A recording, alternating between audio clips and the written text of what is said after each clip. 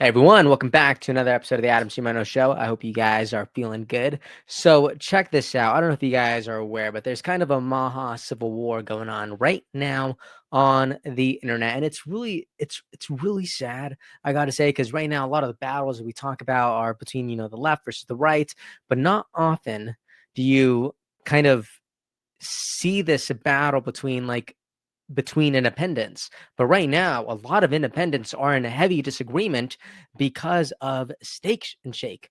And a lot of it has to do with something that Alex Clark recently posted.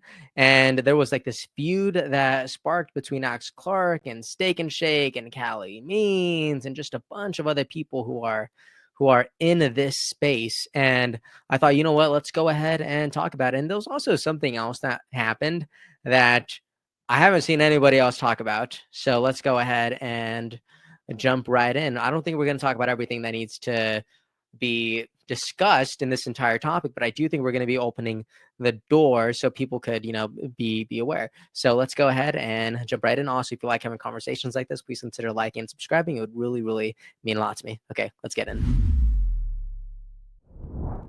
So it all started March 7th on a dark and cold evening night. I'm just kidding about that part. I'm not sure. But she posted this tweet that says, Alex Clark posted this tweet saying, the Steak and Shake tallow fries are pre-cooked in vegetable oil. LOL. Lol. And this tweet took off like fire, got millions of views, and it just sparked so much engagement from all across MAHA. It even got the attention of Steak and Shake themselves, to which Steak and Shake obviously went into the defense and just started to defend their product. So I'm going to go ahead and read their response. They wrote, "Yo, Alex Raps, so here you go again, Alex. You still haven't responded to our earlier messages when you posted incorrectly the screenshot. You also said we try to pay you. Also untrue. What's your beef? Try our beef tallow. We hear it creates positive energy. We cook in 100% beef tallow with no preservatives, no chemicals, no additives, and not the brand in screenshot. Take that energy and try to get all the other burger chains to switch to our beef tallow. Either they are too chicken or it's too expensive for them. Again, we're working with all of our suppliers to eliminate all seed oils from our restaurants." And I love what they say here. And I think this is like, to me, this is like the overarching message. They write, "If you want perfection, you don't live in this world. Bottom line, we have declared war on seed oils." Who has the courage to say that? Steak and Shake is the only chain with a backbone. And they went ahead and posted this photo saying that Relax Clark was sharing. And Alex Clark even responded to this saying, "Take a picture of the tallow box with an employee next to it and post it." And you know what I like? I like that there was this guy named Ryan Half, I believe, and I guess he goes around to different restaurants to kind of hold them accountable. And he did this with Steak and Shake. And you know what he found? He pretty much smooth talked himself his way into the restaurant so he could actually look at the actual frying oil. And wouldn't you guess, it actually is 100% beef tallow. So he says it is. Yeah, checks out. I'll just go ahead and play this. Using 100% real beef tallow without any garbage additives like BHT. So from a beef tallow perspective, they actually passed the test today. Is steak? So there you go. And I got to tell you though, there's another perspective, and it looks like a lot of people in the Maha space really agree with this one. This is by Chef Andrew Gruel. He says, "Correct. I assumed everyone knew this from the pics. There's only one company doing frozen food service bar cooked tallow fries to restaurants, and it's a Jesse and Ben's. You have to cut and blanch in house otherwise." And Callie Means, got word of this, and he started to kind of, he started to, be Callie Means and do what he does. And he says, "Dear Steak and Shake, I celebrated your move on Fox. We are all supportive of your efforts, but horrible idea to question the integrity of Alex, who is a leader in this movement and is only trying to get to truth. If you can't fully get seed oils out of supply chain yet, just let us know why it's difficult and how you're working to do that. We all understand changing food supply chains is a long-term journey, but if you get substantial goodwill from just saying no seed oils in fries and your fries have seed oils, then just explain that and don't attack leaders in this movement like Alex." And I got to tell you, Callie Means was not the only person out here. The food babe even stepped in and said, if Steak and Shake wants to go Maha, we need transparency. Publish a full ingredients list on your website like most major fast food chains. Your move. And again, all this happened really because of this one tweet, Alex Clark, and it just caught on like wildfire. Even Lauren Lee got in saying, this is low-key crazy that we have drama with a burger joint. The battle for transparency is going to be filled with the highs and lows as the health becomes the new trend. And I do think that's really important to know, just in terms of kind of zooming out a little bit, right? Like, Maha is definitely for making things obviously healthier again, but they are so for transparency in the process. To them, it's not just good enough to get a good outcome. It's so important that they actually have a good process. And I also got to say too, the farm girl makes a good point here. They write, people need to bump this. I worry that they are just capitalizing on the moment and not making real change. And I do think that's kind of a lingering effect of how people feel about Steak and Shake, just because they did have this in they were really big on this in terms of marketing. They were pushing this for a really long time. They have a direct line of connection now with Maha. They've been reposting people in these Maha hats in their restaurant time and again, and then they are just making it so clear that they are for this vision. Like, look at this other post right here. Good idea. They look darn good. Thinking of adding to a uniform the red one, which you prefer, making frying oil tallow again, right? And look at this, another making America healthy again. So what people are dissatisfied with really is that they're kind of there's a scripture that I'm thinking about right now, which is like, you can't have you can't have faith without action. Like, faith without action is kind of like a dead faith. So it's like, you got to, if you're going to talk the talk, you got to walk the walk. And a lot of people on X and a lot of people in this Maha movement, a lot of independents, they're feeling like, you know what? Like, are they just capitalizing on it? Is this all just a marketing ploy that's designed to make people feel part of it so they could skyrocket in sales? Or do you actually want to be Maha? If so, like, this is what we're asking for. Like, well, how do you feel on that slowly? And I also have this other perspective that I've been kind of thinking about too. And this is from Miss Weedy. She says, here's hoping Maha doesn't become a force of unkind, harsh Karens / good force or good food bullies. Hoping grace is shown for people and companies in the midst of learning, growing, and changing. And I got to be honest, like, in this whole conversation, I feel like I'm more so on this side. I'm leaning towards grace, right? Just because I really believe that they have good intentions, but the road is hard. Like, you know what I just saw today? I was on Instagram and I saw Simon Sinek, and he was posting this reel from his podcast. I think it's called a Bit of Optimism, and Hassan was asking him. He was the other person on the show. Hassan was asking him, like, like, whenever you watch the news or you see this world kind of at its current state, like, what do you think about whenever, like how are you optimistic in that space? And he responds saying, I think the future tends towards good, but sometimes the road there is bumpy. And to me, that's just like, that's exactly what I'm feeling right now. Right. This perfectly captures how I feel about Steak and Shake right now.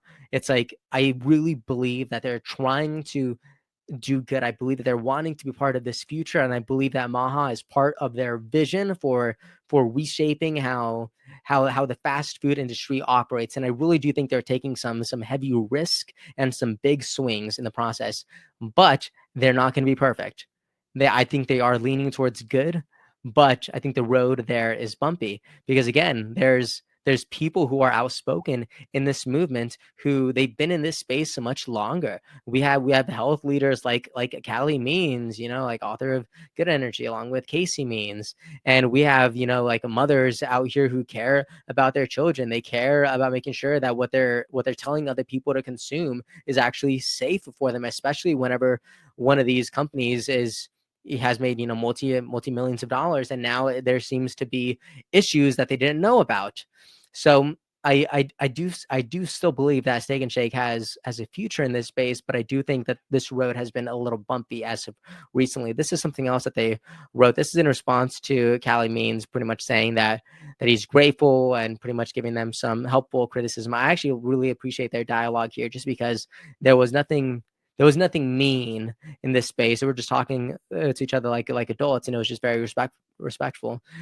Steak and Shake says, "Thanks for the suggestions. The message has been forwarded to the team. We want to support MAHA moms. We are fully committed to teaming up and doing our part in the MAHA movement. We would welcome the opportunity to speak on a podcast about our journey. People should know the truth about difficulties of supply chain and sourcing of ingredients. We will get this right despite some speed bumps along the way." Speaking of another speed bump, I haven't seen anyone else talk about this, but I thought this was really fascinating. Steak and Shake on February 27th, they quote tweeted RFK Jr. and they said, "Thank you, Secretary Kennedy." And what's crazy is RFK Jr. actually deleted that tweet.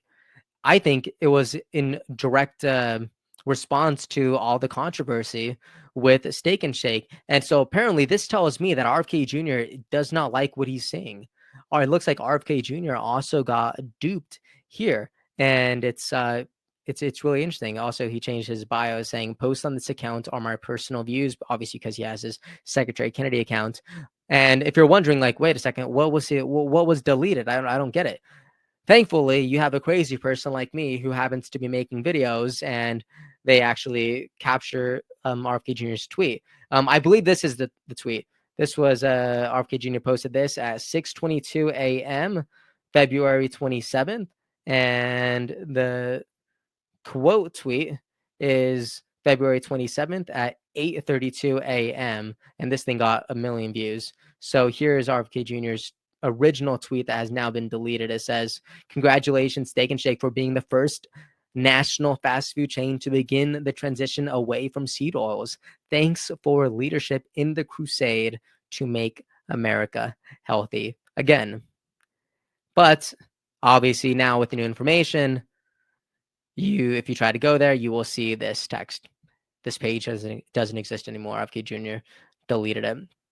But I do think the broader point here is, are we going to be a people or a group that wants to always, ostracize people who are in the verge of change, people who are trying to affect real change in this space? Like Steak and Shake, I don't want to be too empathetic towards them, but they are doing something that I don't believe any other large national fast food chain has ever done. They're going to make mistakes in the process. But if you ask me, it does look like they are actually willing to learn from them and make things better. And I gotta say, like I'm also incredibly grateful for people like Alex Clark, who essentially have a megaphone and they will call off the bull crap whenever their bull crap meter goes off. Like Alex Clark, like they're looking at places that maybe I'm not looking. They're looking at places that maybe a Callie Means isn't looking, but they're calling attention to it, and they're adjusting their focus, and I think that's good. Like same thing with the Food Babe.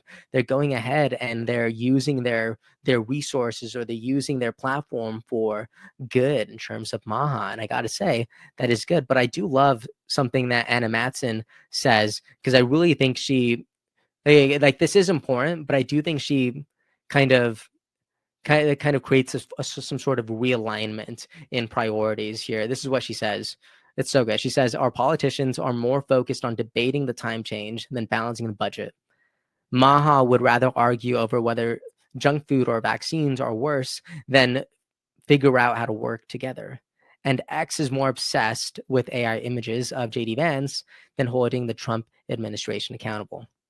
Priorities, people. And I gotta agree, like, guys, like I'm no expert here, but I do know that the strongest expression of MAHA is when we are together and we have a united front and we have a vision for what this country looks like in terms of health. And I just don't think it's helpful for everyone to be divided on aspects like this. So what I do love right now is that there seems to be a lot of unity across the board. And I think this is overall net positive. I think this is good, and I think we're going to see some life change happen with the people at Steak and Shake. And kind of a way to just wrap up this entire conversation with regarding RFK Jr. Steak and Shake recently posted this literally minutes before I started filming. It is RFK Jr. inside of a Steak and Shake. Who knows when this was taken? I have no clue. But they did just post this literally minutes ago. So that is pretty exciting. And I think that's a good way to kind of wrap up this video. So I know we had, I know this was probably a really long video. I apologize. But I do think this is kind of an important conversation to have, especially to kind of time capsule a lot of different perspectives and ideas in this space. And I do think this is going to be really unique to look back on, you know, maybe like years and years down the line when maybe fast food chains just look radically different because of the change that was ignited with Steak and Shake, or because of the people who were loud voices in this moment. So I think I'm excited. I'm excited to see what happens, and I'm excited to see Steak and Shake kind of step up their game. Anyways, that's the video. Let me know what you thought about this conversation in the comment section. I look forward to reading your responses. Hope you have a great rest of your night, and I will see you all next time. Episode's over already? Geez, that was fast. Well, they say beautiful things do not last forever, but feel free to watch and listen to another one of these episodes if you're interested in those conversations as well. Also, this next part is huge. Make sure to obliterate that like and subscribe button and turn on the notification bell so you never skip a beat. I also have a newsletter where we dive into the news, politics, and ideas that shape our future. If you're interested in signing up, I'd really appreciate that. Anyways, that's the end of this episode. Thank you so much for watching and listening, and I'll see you next time.